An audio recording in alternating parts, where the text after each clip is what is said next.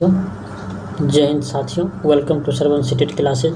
आज हम आपके लिए लेके आए हैं ईवीएस पर्यावरण प्रैक्टिस मॉडल सेट, जिसमें हम 5000 एमसीक्यू जो मोस्ट वीवीआई है, क्या है मोस्ट वीवीआई, आपको हम 5000 क्वेश्चन से आपको रूबरू करवाएंगे। ठीक है, जो सीटेड का एग्ज़ाम जो दिसंबर में होने वाला है 100% इसी से क्वेश्चन आपको मिलेगा ईवीएस में। तो आइए, आज का पहला सेट है तो देखते हैं। एक कुछ जानवर किसी खास मौसम में यानी सर्दी के मौसम में लंबी गहरी नींद में चले जाते हैं, इतनी लंबी कि कई महीनों तक दिखाई नहीं देते हैं, इतनी लंबी कि कई महीनों तक दिखाई नहीं देते हैं। तो ऐसा कौन सा जानवर करता है? क्या करता है? छिपकली और सर्फ करता है। तो आपका नंबर ऑप्शन नंबर 4 का होगा। 62 नंबर का क्वेश्चन आपका कहता है कि किसी पशु के विषय में नीचे दिए गए विवरण को पढ़िए, उस पशु को पहचानिए। जैसा कि भालू जैसा दिखता है परंतु भालू नहीं। क्या है? भालू नहीं है। यह दिन के लगभग 17 घंटे सोते हैं। कितना घंटे? 17 घंटे सोते हैं। वृक्ष के शाखाओं से उल्टे लटक कर सोता है। जिस वृक्ष पर रहता है उसी वृक्ष का पत्तियां खाता है। क्या करता है? पत्तियां खाता है। तथा यह अपने जीवन काल में लगभग 40 वर्ष तक जीवित रहता है। तो कौन सा होगा? ऐसा कौन सा पशु है? ये लंगूर, चंपांजी, पेंडा और स्लोथ। तो क्या है? ये स्लोथ है।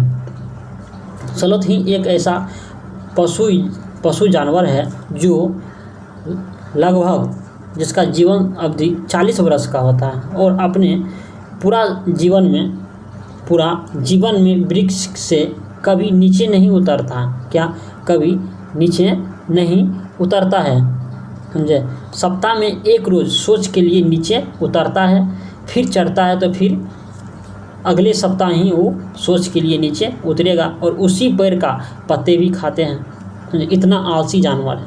तो 63 नंबर का सवाल देखिए, ऐसे जानवर का नाम बता जो सप्ताह में एक बार सोच के लिए ही पेड़ से नीचे उतरते हैं। तो क्या अभी बताएं आपको? स्लोथ होगा। तो 64 नंबर का सवाल देखिए, कहते हैं जब कोई सफेरा वाद्ययंत्र बीन को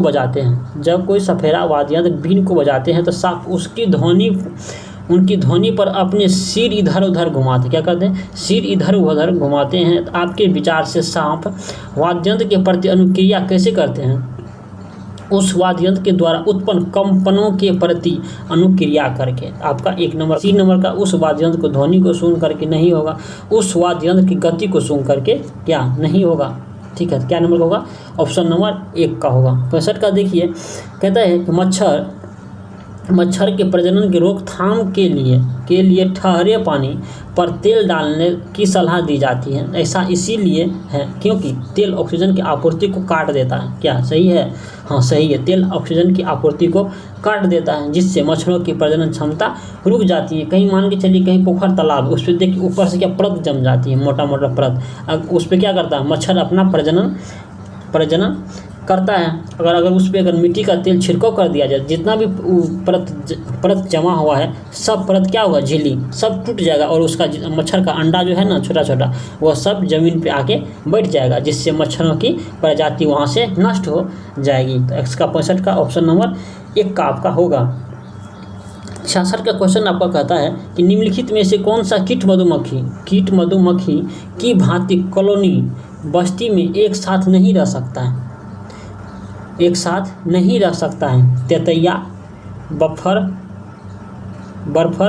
मकड़ी, उसके बाद दीमक भी आपको एक साथ रहता है, तेतैया भी रहता है, यानी मकड़ी एक साथ नहीं रहता है। मकड़ी मकड़ा का जाल कहीं एक साथ नहीं लगा पाता है। तो 67 नंबर का सवाल थी, कौन सा जीव अपने शिकार को पकड़ने के लिए जीव का प्रयोग करता है? क्या होगा? मेढक और छिपकली होगा। क्या होगा? मेढक और छिपकली। सर्प और शेर, उल्लू के रेकून, चीता और भालू, ये सब नहीं होगा। क्या होगा? मेढक और छिपकली किसी पक्षी या किसी जानवर को पकड़ने के लिए अपना जीभ का प्रयोग करते हैं। मेढक और छिपकली होगा। रात्रिचर जंतु कौन सा है? स्लोथ। अभी आपको बताएं रात्रिचर जंतु कौन सा है? स्लोथ है। कहता है हमारे इस प्राणी जगत में ऐसा कौन सा पशु है जो अंधेरे में भी 6 गुना देख सकता है? तो कौन सा देख सकता है? बाघ देख सकता है, ये आपको पता है। बाघ देख सकता है तो वो अपने मूंछ के सहारे हुए कंपन से को भी भाप लेता है और साथ ही मौके के अनुसार अपनी आवाज़ को दलते रहता है। वह हो सकता है क्या होगा? बाघ होगा। ठीक है। 70 का क्वेश्चन देखिए कि तो दवाई की पन्नी जब फैली हुई थी तब पानी पर तैरती थी और खूब दबाकर गोली जैसे बनाने पर भी यह तैरती रही। इसीलिए हुआ क्योंकि दवाई के पन्नी अन्य पन्नी से हल्का होने के कारण नहीं। गलत है, क्योंकि दवाई की पन्नी पानी से हल्का होती है। यही आपका सही होगा, यानी बी नंबर का सही है। ठीक है। चलिए 71 नंबर का क्वेश्चन कहता है नींबू साधारण पानी में डूब जाता है। नींबू साधारण पानी में डूब जाता है लेकिन नमकीन पानी में तैरता है। साधारण पानी का नाम सूत्र क्या होता है? साधारण पानी का सूत्र होता है आपको NaCl। इसे हम खाने में उपयोग करते हैं। क्या करते हैं? खाने में उपयोग करते हैं, जिसका घनत्व नमकीन पानी की अपेक्षा कम नहीं होता है। ये भी गलत। कहता है नींबू का घनत्व नमकीन पानी से अधिक होता है। ये भी गलत। नमकीन पानी का घनत्व साधारण पानी के घनत्व से अधिक होता है। यही आपका ऑप्शन नंबर सी नंबर का होगा। 71 का सी नंबर का होगा। 72 का देखिए साधारण पानी में आदमी डूब जाता है। साधारण पानी में आदमी क्या करता है? डूब जाता है जबकि मृत सागर के पानी में आदमी आसान से तैर सकता है, क्योंकि मृत सागर का पानी जो होता है ना ज़्यादा नमकीन होता है। तो उसमें क्या करता है? 1 केजी पानी में 400 ग्राम नमक हम प्राप्त कर सकते हैं। मृत सागर के पानी से अगर 1 केजी पानी को हम छान करके नमक बनाएंगे तो 400 ग्राम नमक हम प्राप्त कर सकते हैं। तो आइए ऑप्शन देखते हैं। साधारण पानी का घनत्व अधिक होता है। गलत। साधारण पानी और नमकीन पानी का घनत्व बराबर होता है। गलत। साधारण पानी की अपेक्षा मृत सागर के पानी का घनत्व अधिक होता है। तो यही आपका सही होगा। साधारण पानी की अपेक्षा मृत सागर का घनत्व अधिक होता है। तरुण भारत संघ नामक समूह के बारे में सत्य कथन सुनिए। तरुण भारत संघ क्या? एक संस्था था। तरुण भारत संघ क्या था? एक संस्था था। इसके बारे में कथन सही नहीं है। कौन सा? पुरानी झील जीर्णोद्धार नहीं करते हैं। गलत है। कहता है यह दरकी माई से संबंधित था जो राजस्थान के फतेहपुर जिले के एक गांव से रहते थे। नहीं, दरकी माई संबंधित हैं राजस्थान के फतेहपुर नहीं, ये अलवर जिले के रहते थे। क्या? अलवर जिले के होंगे। ये भी आपका गलत है। तो कहता है कथन सही नहीं है। तो आपका ए और बी नंबर का होगा ऑप्शन। कहता सी नंबर का देखिए यह राजस्थान के अलवर जिले के एक गांव से है जहां दरकी माई का निवास स्थान है। ये आपका सही क्वेश्चन है। तो विशेष रूप से पानी की किल्लत को दूर करने के लिए दरकी माई ने तरुण भारत संघ का मदद ली। ठीक है। 74 नंबर का क्वेश्चन देखिए उबलना और वाष्पीकरण में क्या अंतर है? उबलना और वाष्पीकरण में क्या अंतर है? तो उबलने से द्रव का आयतन कम हो जाता है। नहीं, गलत है। कहते उबलने से द्रव से वाष्प में परिवर्तन देखा जा सकता है जबकि वाष्पीकरण देखा नहीं जा सकता है। ये भी आपको गलत है। कहता है उबलने से जल की अवस्था बदल जाती है जबकि वाष्पीकरण में नहीं। गलत है। कहता है वाष्पीकरण किसी भी तापमान पर हो जाता है जबकि उबलना नहीं। ये आपका सही है। वाष्पीकरण किसी भी तापमान पे होगा लेकिन उबलेगा, जब भी पानी उबलेगा तो 100 डिग्री सेंटीग्रेड पे ही उबल सकता है। कितना पे? 100 डिग्री सेंटीग्रेड पे ही पानी उबलेगा। 75 नंबर का क्वेश्चन कहता है कि सोनम की मां डेक्स के लिए रोजाना तालाब से लाए पानी में फिटकरी डालती है। क्या करती है? फिटकरी डालती है सोनम की मां। कहता हल्के निलंबित अपद्रवों को अपसादित करने के लिए, पानी को रंगित करने के लिए, ठोस द्रव को मृदु जल में परिवर्तन करने के लिए, पानी में मौजूद रोगाणुओं को खत्म करने के लिए। तो क्या होगा? हल्के निलंबित अपद्रवों को अपसादित करने के लिए सोनम की मां ने उसमें फिटकरी डाल के उसका इस्तेमाल करते हैं। 75 का 1 नंबर का ऑप्शन आपका होगा। कहता है 76 का औसत मामिंडी तांड्रा आम के रस से बनाए जाते हैं। हाँ, बनाए जाते हैं। आम पापड़ तेलों में तलकर बनाए जाते हैं? नहीं, आम पापड़ तेलों में तलकर नहीं बनाए जाते हैं।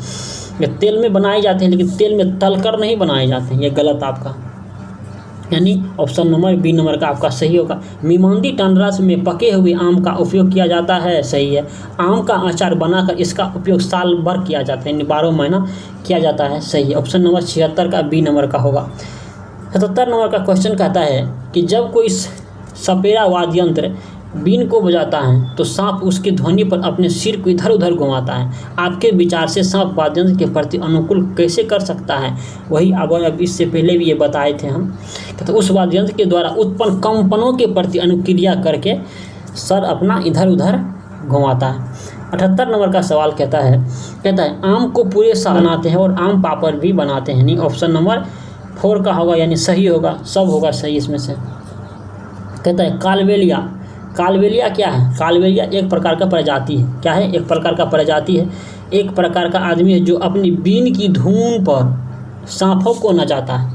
जो कालबेलिया एक प्रकार का प्रजाति है यानी आदमी है जो अपनी बीन की धुन पर सर्पों को नचाता है, यही आपका सही है। कहता एक प्रकार का प्रजाति जो दक्षिण अफ्रीका में रहता है? नहीं रहता, ये दक्षिण भारत में रहता है। कहाँ रहता है?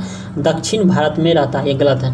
कहता एक प्रकार का आदमी जो सर्कस में बंदर को नचाता है? गलत नहीं, ये सांप को नचाता है। एक प्रकार का वाद्य यंत्र है जिससे हिरन को फेफड़ा पकड़ा जा सकता है? नहीं, ये सांप को पकड़ा जा सकता है, ये गलत है। ठीक है, ऑप्शन नंबर ए का होगा। 80 नंबर का क्वेश्चन कहता है निम्नलिखित क्रियाकलापों का अध्ययन कीजिए। निम्नलिखित क्रियाकलापों का अध्ययन कीजिए। कहता है एक कटोरी में चने के कुछ दाने डालकर पूरी कटोरी को पानी से भर दिया जाता है, दाजा तक जाता है। ठीक है। कहता है दूसरी कटोरी में चने के कुछ दाने को भींगी हुई रुई या भींगी कपड़े से लपेट कर रख दिया जाता है? हाँ, सही है। कहता है तीसरी कटोरी में केवल चने को रख दिया जाता है। तो इसका निष्कर्षण देखिए। कहता है उपयुक्त क्रियाकलाप में कुछ समय पश्चात किस कटोरी में चने का बीज अंकुरित होगा? तो किस में होगा? ये ऑप्शन नंबर 2 में होगा। जो कपड़ा से भींगी हुई चना को कपड़ा में लपेट कर रख दिया जाता है, उसमें जल्दी अंकुरित आएगा। क्या होगा? जल्दी अंकुरित होगा, इसीलिए आपका कटोरी नंबर 2 ऑप्शन जाएगा। क्या होगा?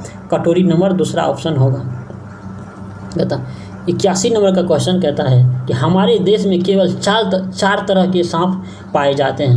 हमारे देश में केवल 4 तरह के जहरीले सांप पाए जाते हैं। कौन कौन? नाग, करेत, दुबैया और अफई। नाग, करेत, दुबैया और अफई पाए जाते हैं। नाग कोबरा जहरीले सांप होते हैं, प्रकार के हैं? सही है। कहता है जहरीले सांप के 2 खोखले दांत होते हैं। जहरीले सांप के 2 खोखले दांत होते हैं। सांप किसी व्यक्ति को काटने से काटता है तो जहर इन खोखले दांतों से उनके शरीर में चला जाता है, ये भी आपका सही है। कहता है कि सांप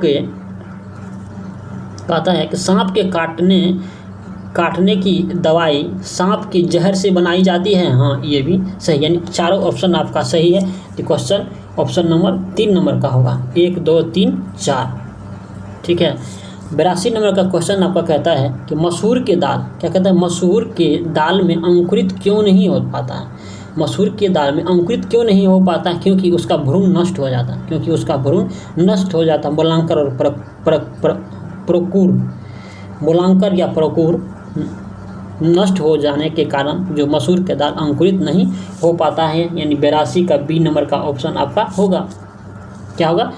82 का बी नंबर का नष्ट हो जाता है। 83 नंबर का देखिए, वेलक्रो का आइडिया सबसे पहले कहाँ आया था? वेलक्रो का आइडिया क्या है? वेलक्रो का आइडिया सबसे पहले किस देश में आया था? सबसे पहले स्विट्जरलैंड में आया था। कहाँ आया था? स्विट्जरलैंड में आया था। भारत गलत होगा, चाइना गलत होगा, अमेरिका गलत होगा। तो क्या होगा? ऑप्शन नंबर 1 स्विट्जरलैंड होगा। निम्नलिखित कथनों पर विचार कीजिए। क्या कहता है?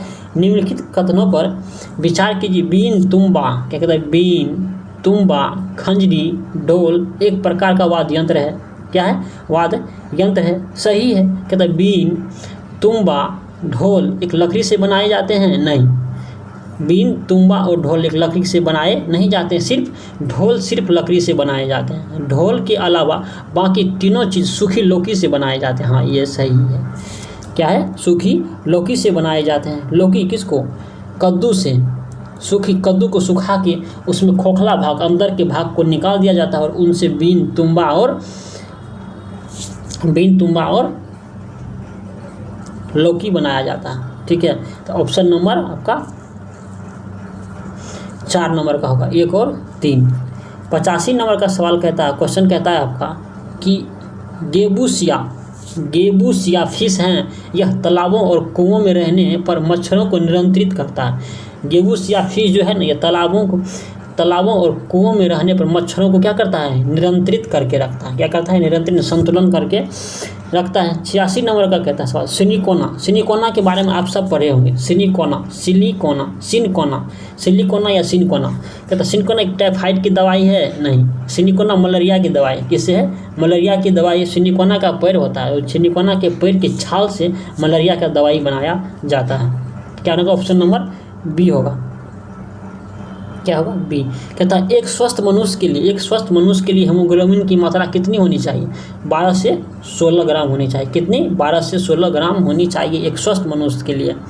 कहता है मलेरिया, डेंगू और चिकनगुनिया नहीं हो सकता है। ऐसा कौन सा उपयोग हम करेंगे कि मलेरिया, डेंगू और चिकनगुनिया से हम बच सकते हैं? क्या, मच्छरदानी का इस्तेमाल करके? सही होगा ऑप्शन नंबर 1। टंकी और कूलर में 5 दिन तक पानी जमा रख कर इसका उपयोग करके? नहीं, ये गलत है। यदि कूलर और टंकी में पानी यदि हम 5 दिन तक जमा करके रखेंगे, उससे क्या होगा, हमको मलेरिया, डेंगू और चिकनगुनिया होगा। क्या है उसका, घर ही और पैदा हम करेंगे। तो गड्ढों के भरे पानी में तेल का उपयोग करके? नहीं, ये भी आपका गलत होगा। गड्ढों के भरे पानी में सरसों और जैतून के तेल का प्रयोग यानी उपयोग करके? ये भी गलत होगा। यानी ऑप्शन नंबर 88 का 1 नंबर का होगा, मच्छरदानी का इस्तेमाल करके। पता है 89 का क्वेश्चन देखिए, लार्वे के बारे में सत्कथन नहीं है। कहता लार्वे के बारे में सत्कथन नहीं है, यह एक प्रकार का मच्छर है। हाँ सही है। यह मच्छर से निकला हुआ एक अंडा है, उन्हीं से यह लावा निकलता है। यहाँ पे क्या होगा, लावा होगा, दे दिया है, लावा होगा, निकलते हैं, ये भी सही है। यह एक मादा मच्छर के अंडे से निकलता है, सही है। मच्छर के मुख से निकला हुआ एक लार है, नहीं, ये गलत है। मच्छर के मुंह से निकला हुआ लावा एक लार नहीं है। यह ऑप्शन नंबर 89 का डी नंबर का ऑप्शन होगा। ठीक है, लास्ट और आखिरी क्वेश्चन देखिए, 90 नंबर का कहते एक बार मैं मलेरिया का शिकार हो गया। दिसंबर 1902 में चिकित्सक के क्षेत्र में, क्या कहता है, दिसंबर 1902 में चिकित्सक के क्षेत्र में नोबेल पुरस्कार मिला और 1905 में मरते हुए भी कह रहे थे कि मैं कुछ ढूंढ लूँगा, नया कुछ ढूंढ लूँगा। यह कथन किस व्यक्ति से संबंधित है? रोनाल्ड यसू, जॉर्ज रोनाल्ड रॉस से। किससे संबंधित है? रोनाल्ड रॉस ने ही कहा था कि कुछ ढूंढ लूँगा, नया कुछ ढूंढ लूँगा। ये कथन किसका है? कुछ ढूंढ लूँगा, नया कुछ ढूंढ लूँगा, ये रोनाल्ड रॉस ने ही कहा था। कब? मरते वक्त, जब वो उसकी आखिरी सांस जब गिन रहे थे रोनाल्ड रॉस, तब ही उस समय कहा था कि कुछ ढूंढ लूँगा, नया कुछ मैं ढूंढ लूँगा। और रोनाल्ड रॉस को चिकित्सक के क्षेत्र में नोबेल पुरस्कार कब मिला था? सन 1902 ईस्वी में मिला था। और रोनाल्ड रॉस का मृत्यु कब हुआ था? सन 1905 ईस्वी में रोनाल्ड रॉस का मृत्यु हुआ था। जब रोनाल्ड रॉस मरते वक्त कुछ कथन दिए थे। क्या दिए थे? कुछ ढूंढ लूँगा, नया कुछ ढूंढ लूँगा। आई होप वीडियो अच्छा लगा हो। तो सर्वन सीटेड क्लासेस यानी NP online live education channel को सब्सक्राइब करना मत भूलिए और अधिक से अधिक ग्रुप में शेयर जरूर